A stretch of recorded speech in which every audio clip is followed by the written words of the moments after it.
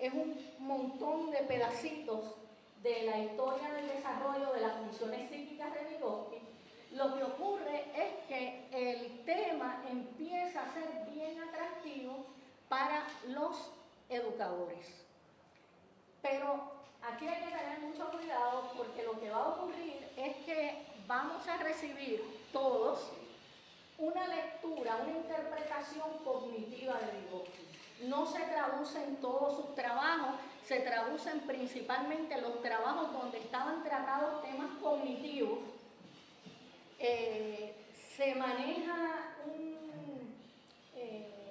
se reconoce, algunos historiadores han reconocido que los libros fueron editados por un lado para quitarle referencias al marxismo, por otro lado para pulir el lenguaje, entre comillas, porque Vygotsky venía a la psicología desde las humanidades, específicamente desde la literatura. Así es que su obra va a estar cargada de metáforas, de referencias a obras literarias, etc. Y los investigadores norteamericanos encontraron que esto hacía muy complicado entenderlo y muchas de las traducciones eliminaron esas referencias. Así que vamos a tener de hecho unas interpretaciones. Se habla de que lo que recibimos son diferentes traducciones y diferentes interpretaciones.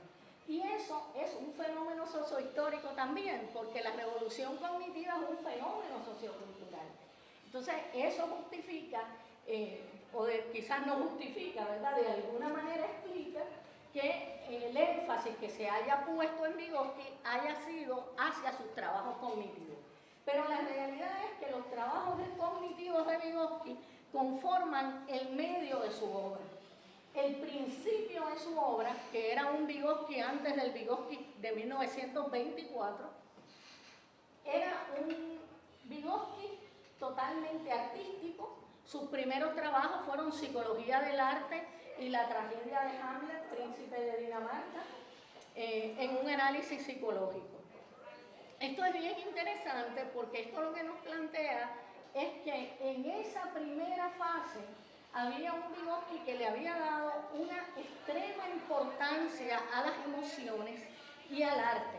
De hecho, en esos trabajos Vygotsky se va a referir al arte, pero sobre todo a la literatura, como una psicotecnia del sentimiento.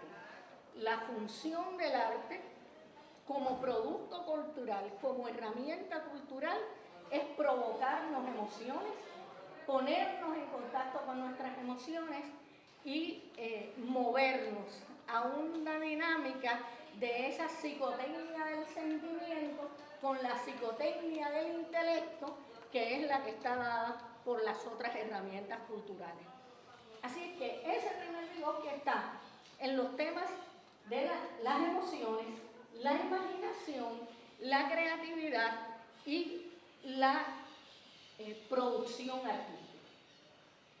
Cuando Vygotsky llega en el 24 a Moscú, entre el 24 y el 31 vamos a encontrar un Vygotsky que trata de esos intereses, en alguna manera ponerlos en pausa, mientras acomete un proyecto de investigación que estaba a tono con las necesidades históricas que le planteaba el proyecto en que se había inmerso. ¿Cuáles eran esas necesidades? La educación en general, la educación especial en particular, a la que dedicó bastante esfuerzo, y el desarrollo de una teoría que a su juicio debía superar lo que para él era el principal problema de la psicología de su época.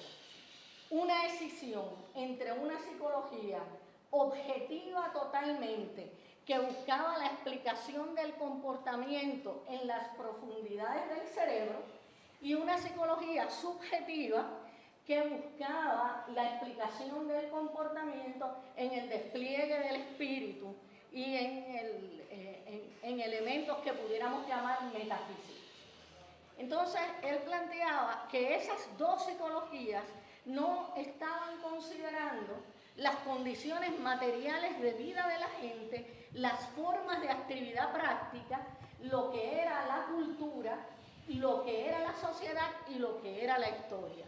Y entonces él va a proponer una psicología que fuera síntesis dialéctica de esas dos, que reconociera que el cerebro era el resultado de una evolución biológica, pero que en el caso de los humanos estamos hablando de una biología culturizada, porque en el momento en que el ser humano empieza a trabajar con herramientas, su cerebro empieza a transformarse. Entonces, ahí él va a proponer esta síntesis y va a irse moviendo en el curso de esos 10 años de producción de categorías de análisis. La primera categoría, bien consona con el marxismo que abraza en el primer momento, va a ser la categoría de actividad. Él va a decir que igual análoga a esta categoría de actividad como actividad humana, orientada a una meta pero muy afín al concepto de trabajo que había desarrollado Marx, ¿verdad? La actividad, el trabajo como actividad transformadora. Esa idea de que el ser humano, de que la conciencia está definida por su actividad, se va complejizando en un segundo momento en que ya él sí sigue considerando la actividad como una categoría explicativa importante, pero le añade algo.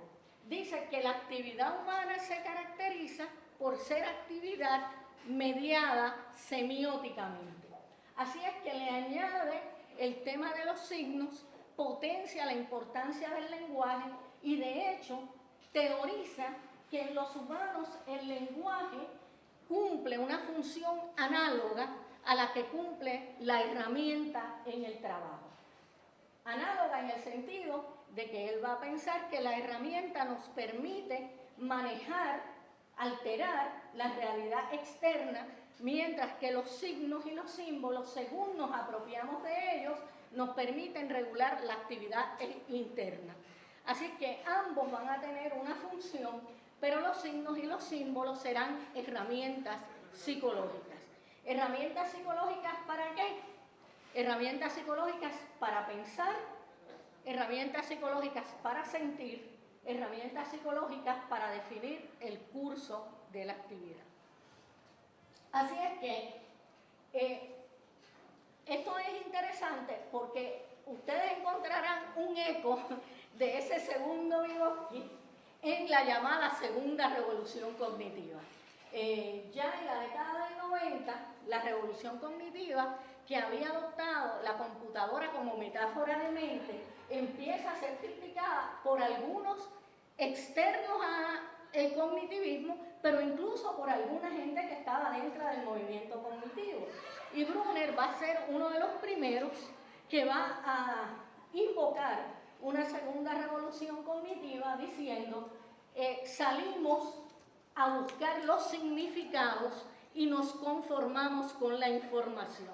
Y por lo tanto, hemos adoptado un modelo de mente que es el computador, que no se corresponde con la realidad de las emociones humanas y que es necesario revisar.